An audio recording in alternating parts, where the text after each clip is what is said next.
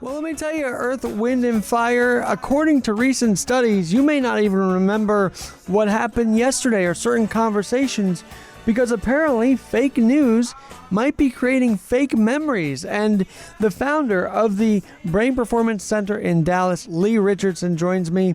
Is that a right assessment that a recent study saying fake news could create fake memories?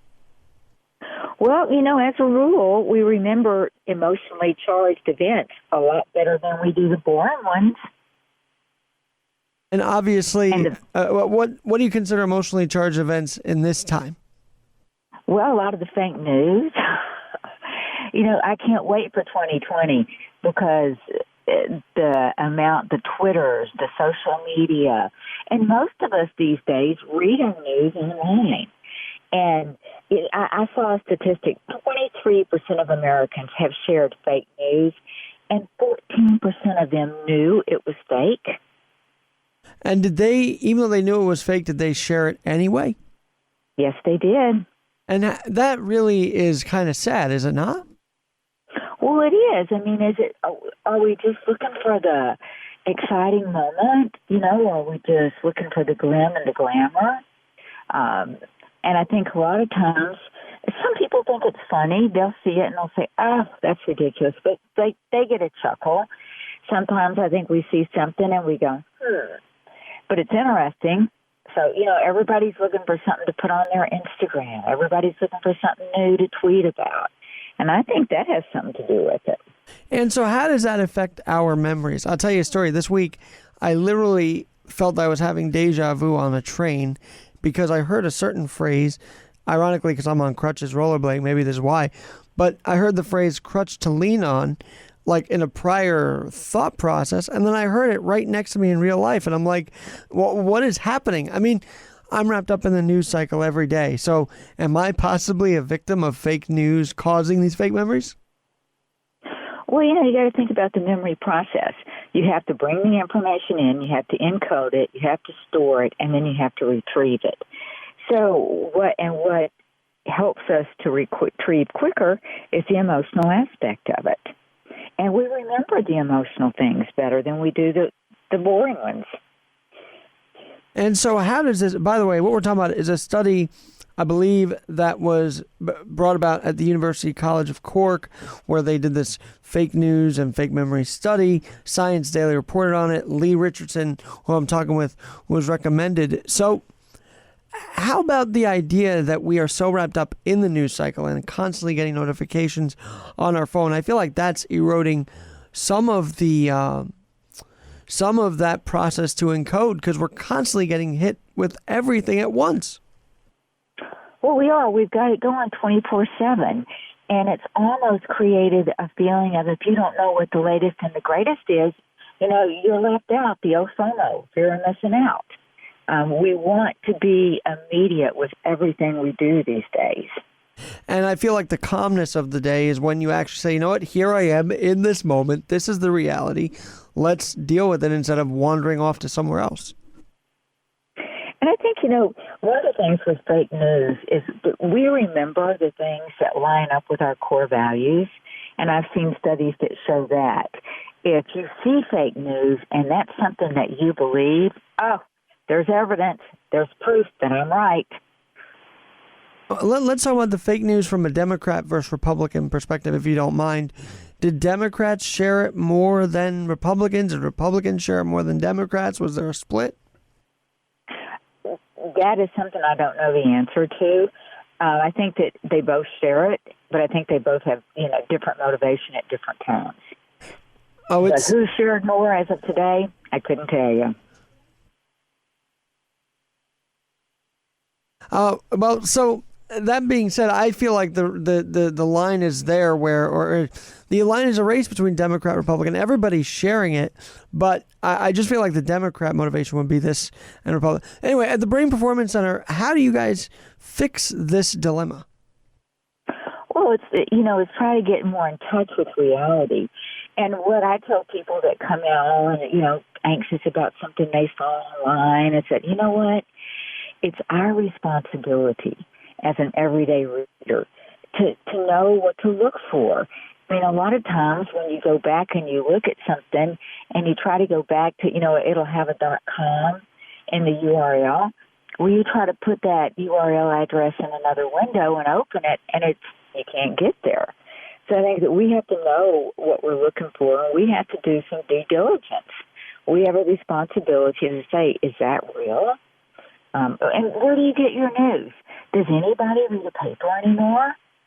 Well, it's funny you mention that, Lee, because yesterday on my podcast, I talked about how this library in Florida got rid of the New York Times because of the fake news they felt they were putting out there. And I still feel like we cannot cancel our subscriptions because while they may have misinformation at times, people should just be able to choose their news source. So telling people to cancel subscriptions doesn't always make sense to me.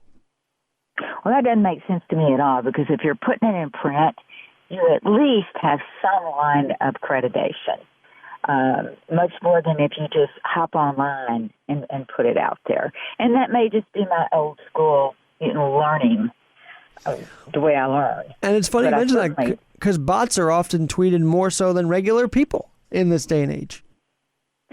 And I think that's going back to your question about Democrats and Republicans.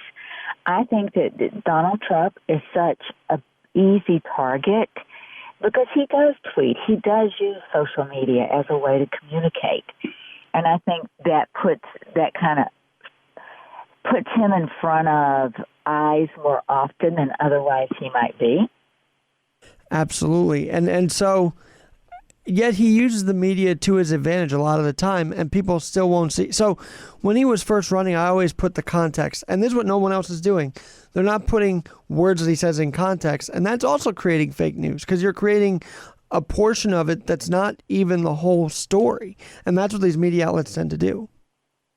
I think they'll they take things out of content. You read one sentence and then you wrap around it a whole different story, and it tells a whole different story there. But you're taking it out of content and using it in a way to support your cause. And so it's become more damaging. I feel like that's been going on for years, but now it's a little more damaging because it's leading to the polarization of our society, is it not? It is. And I think that more and more, that's the way we find it acceptable. I mean, it's so easy to pick up your phone and see the latest, the news.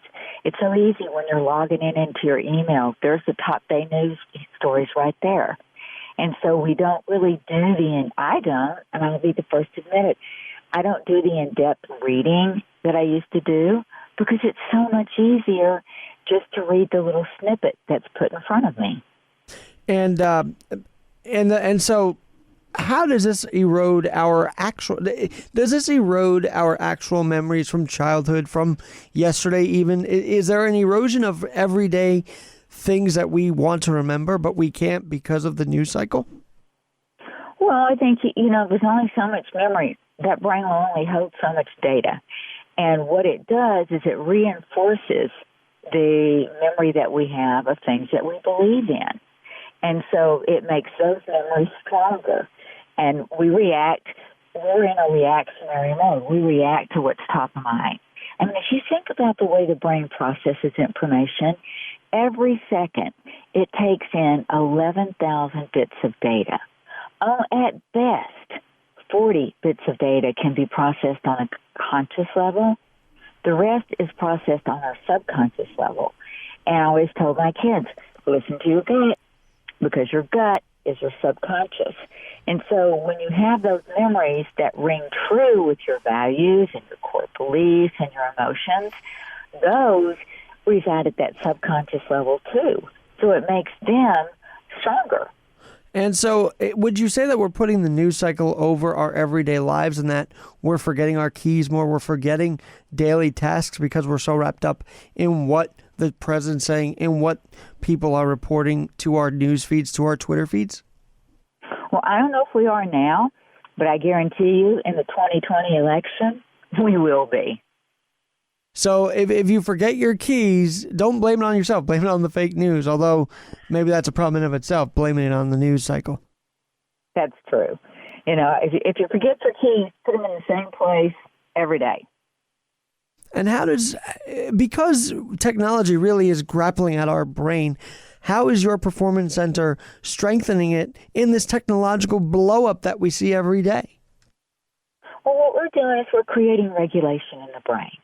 When we get emotional, when we get anxious, when we get depressed, that creates and when we get stressed out, that creates dysregulation in the brain. So with neurostimulation, with neurotherapy, with psychotherapy, you can calm that brain down, and the brain can learn how to get back and stay in a regulated state.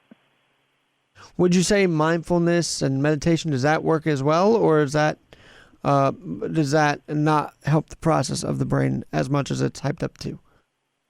Absolutely, I think they help. I think that if you can learn to stay present, because all mindfulness is staying present in the moment. 80% of us are either lost in the past or we're worried about the future. And if we can just stay present in the moment, stay more into our real world life, that will help us. And that's, when we get on social media, that becomes a different life for us. And it makes us a comparative society. Anytime you compare something to something, you've got a winner and a loser.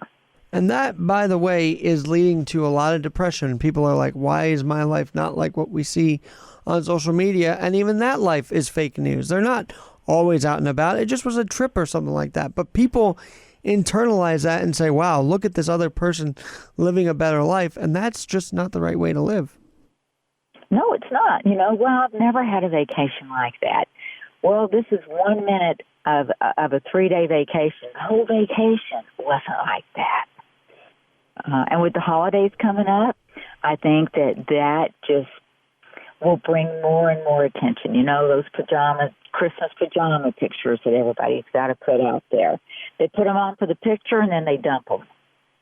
So true. Now, I've got to ask this. Do you guys have a lot of cases of people who have a form of depression as well, or not really? Oh, no. Depression, anxiety, those are two of our biggest groups that we work with. And how does the Dallas Brain Performance Center, your performance center, deal with that? Well, first thing we do is I find out what's going on in that brain. I put a cap on their head and I record the brain waves. And I look at the brain in a couple of other different ways. And from that, I can determine how that brain's working or not working. Because there's 3 things that impact the way the brain works. The power. We all have slow, medium, and fast waves. And we need them all, but we need the right amount. The coherence, and that's how the brain shares information. I don't care if it's oversharing or undersharing. It's dysregulated. And then we look at phase, and phase is the timing. And if you ever known somebody that will walk up to you and they just cannot wait to, excuse me, I just have to tell you this. Timing's too fast in that brain. Trust me, I have that myself. I'm very hyperactive up here. The brain's always thinking. I've got a radio show I produce. I got this podcast. So my brain is never stopping. And I always feel like it doesn't want to slow down, or it can't slow down. And I'm a little worried about that. The hyperactivity up there gets to me sometimes. We'll practice some of that mindfulness and focus on your breathing, because if you change your breath rate, you'll change your heart rate. And if you can get those two to dance together, you're creating heart rate variability, and that is a sign of health. And Lee Richardson, we're talking to you on this podcast, Getting Real with Alexander Garrett. Thanks for joining me today. By the way, and for fake news, how is that adding to the anxiety, to the depression, to what's now really becoming a Trump derangement syndrome? I know maybe psychologists hate that term, but I feel like that's now becoming a relevant term, is it not? I think it is. And I think, it deepens people's anxiety as they worry more. They're unsure. For people with depression, it's more confusion, frustration. But either way you look at it, it's not a positive effect. And so what's your advice to people who just can't stop with the news cycle? How do you turn them off? What would you tell them right now to say, hey, it's a Saturday. Why don't you just turn off your phone and be with your family? Like, will that message ever get through to anybody in this world today? I think people are starting to get it, and what I say is you take 30 minutes in the morning, and then you turn it off. You take 30 minutes late afternoon, and then you turn it off. Because I haven't found people able to go from, all the time with it to absolutely nothing. So my suggestion is, okay, you feel a need to check in twice a day, put a time limit on it. And then those are your boundaries. Respect your boundaries. And right on your hand, on your palm, wherever, just to make sure you know, hey, time's up, got to get back to the real world. And that's why I say schedule it. Schedule that time so you know when it's time, it's phone time, and you know when it's not. And honestly, Lee, I find myself every time I'm bored, what is my first reaction? It's to pull up the phone. And that also is like, how do I get myself out of that habit? How does anybody get themselves out of that habit? You make a conscious choice that, that is not, that's not where all your answers are. Maybe you go talk to a colleague. Maybe you interact with people if you're looking for information, try getting it that way. It's a whole lot more fun. And it is, and it's a shame that if you are, if you are a certain supporter, you will be exiled from your community at times. But I've also seen loneliness as part of the cycle in this day and age, and politics definitely has added to that, because then people feel alone in their political views. And how can you continue to support the views if you feel lonely in them? But I do feel like the fake news is adding to loneliness as well. Well, I think, if you surround yourself and you get most of your connections with your 500 friends online, that you don't know the phone number of one of them, that is lonely. It's very lonely. And how does one fix the loneliness? Well, I think it starts with a decision that I need to change the way I'm interacting with the world. And because I don't know how you really interact with a phone. I pick it up. I use it as a resource. I check my work schedule. I check, I can text my kids. I can text my friends. But it's not engaging. I don't interact with it. I use it as a tool for interaction.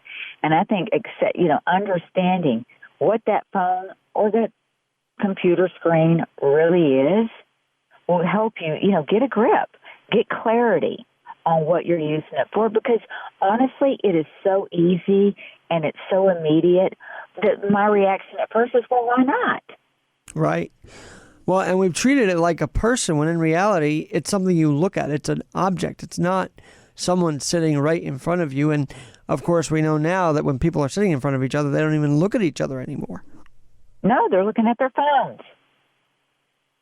And so you have a dinner table. I have a dinner table. How do you deal with that at the dinner table? Are your kids off the phone completely, or how do you make that work? Well, my kids are grown and they don't live at home anymore. But I will tell you this, when we go out to dinner as a family, our phones do not come out of our pocket. And part of that may be because it's special time. It's not our everyday.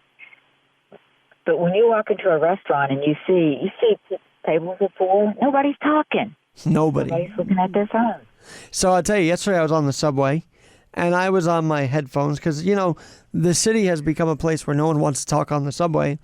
But I heard someone say, oh, look, they're all buried on their phones. So I got up, I took my head out of the phone. I started talking to these people. They're from L.A. But that inspired me, wow, this is how certain people feel when they see others on the phone, that, wow, look how buried they are. And I don't want to be categorized as someone buried in their phone. So maybe I should just engage with people on the subway, even though that seems like a different thing to do, a more risky thing to do this day and age. Well, you know what? I think when I see somebody walking down the street and they've got their EarPods in, I can't ask them for help. I can't ask them for directions. So I think we need to stop and think about what it looks like to other people in the world when we're just buried in our phones. Now, you're in Dallas, right? You're in Dallas? Right. So here in New York, we have the landmarks, but I was just going to say, no matter where you live, just look up out of the phone and appreciate your environment. I feel like that's been a lost art as well. Appreciating everything around you.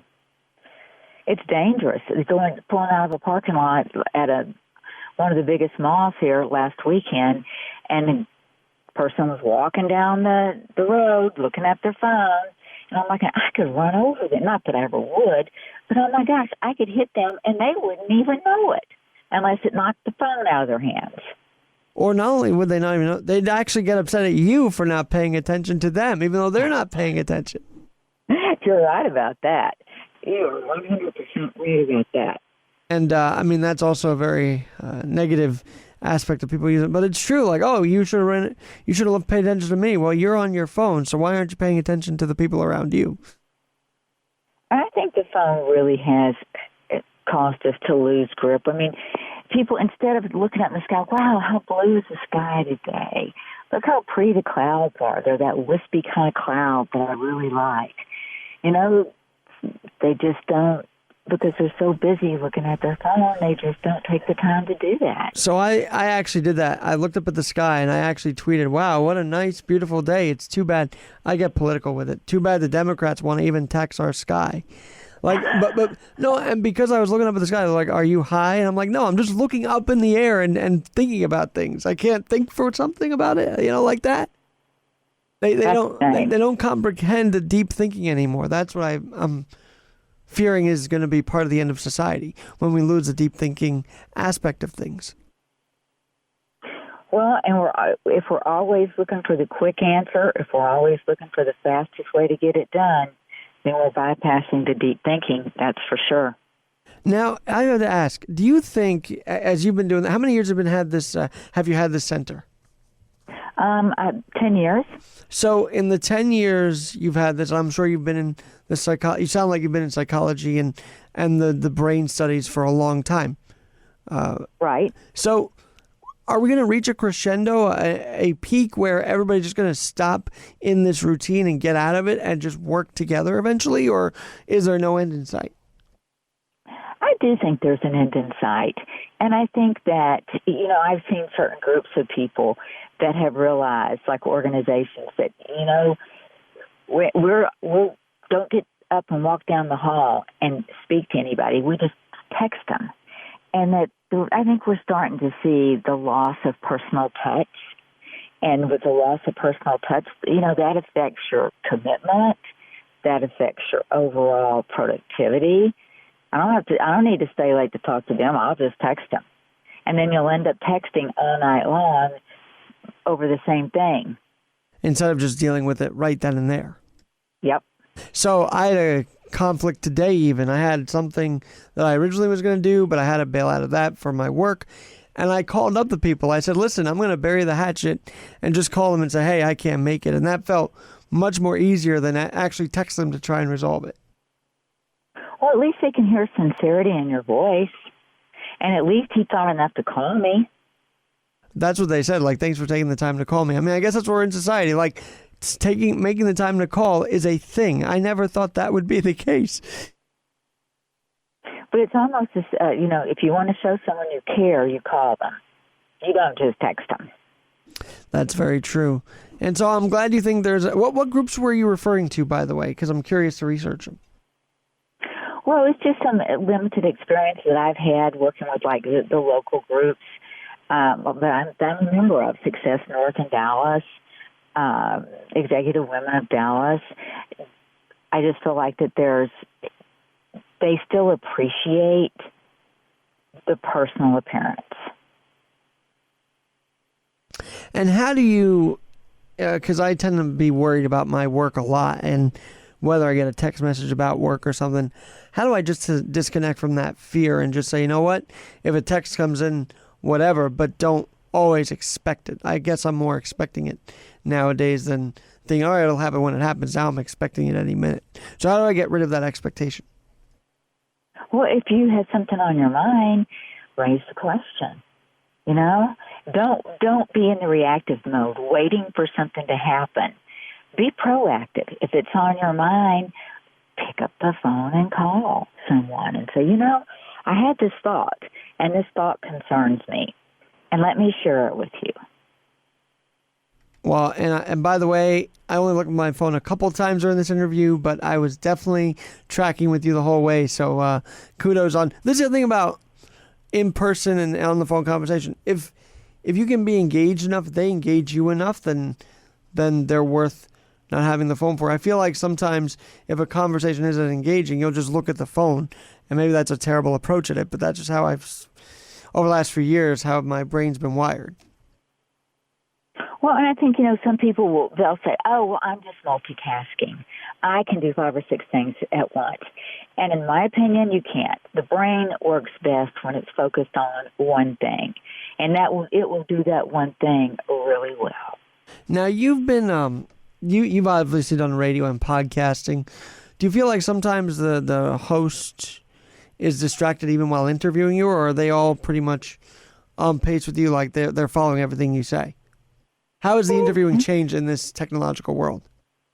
I think that if you prepare for the shows that you do, and I always try to do that, if you prepare, it has much less impact. If you're not prepared, you're going to see yourself kind of flopping all over the place. Because there's so many people can make assumptions. And maybe they're making those assumptions because they want that interview to go really well, or they want to stay on schedule. But they can't read your mind, and they may be making assumptions thinking that they're actually helping, and they're making assumptions, and they're actually hurting. You're saying that's during the interview you're talking about? Like, clarify that, because I'm kind of confused in that. Well, I mean, in getting ready for the interview. When I'm having a podcast, I always make sure that my guests know what I'm going to talk about, and what points that I would like, if they had, where I would like to give them the opportunity to contribute. And if I'm not giving them the opportunities that they're looking for, to please let me know so that I can. You have your own podcast. That's awesome. Talk about that for a minute if you want. Well, I don't do it as regular as you do. I started off doing it on a regular basis, and then I went more to shorter. I found that people reacted and responded to shorter bits of information, so I just did shorter videos, and you put those on LinkedIn or Instagram or YouTube or Facebook, and now I've kind of gone back to the podcast because, and I think it's just flowing with where my energy is, and my energy changes, and I feel like whatever I can do best, whatever resonates with me, that's what I need to be doing.